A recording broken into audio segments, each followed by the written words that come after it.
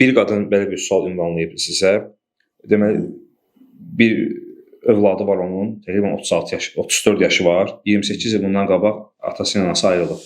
Və övlad o prosesdən belə fikirləşir ki, atasının əlaqə qurması. Çünki bu vaxt ərzində atası ilə maraqlanmayıb.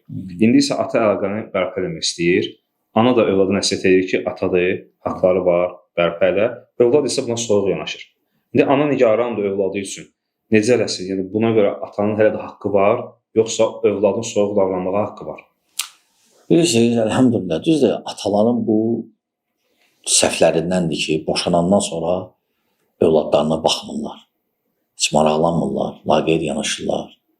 Hansı ki, onlar məsuliyyət daşıyır övladlara görə.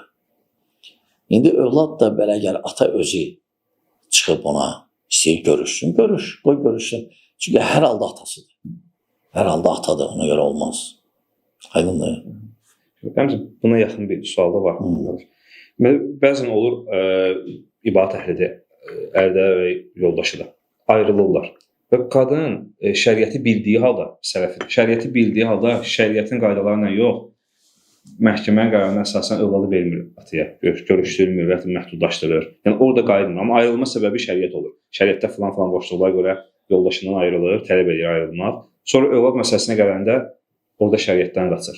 Düzgün deyil. Əslində düzdür, şəri cəhətdən boşananda uşaqlar ananın yanında olur, anaya ehtiyac olan həddə qədər.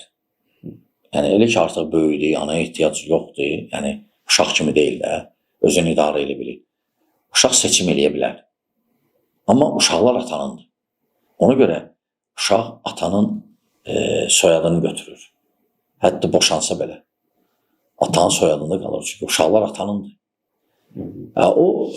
O da müşkül məsələlərdən biridir. Məsələn, boşanma olur və ana qoymur atana görüşməyə uşaqları. O da böyük səhvdir.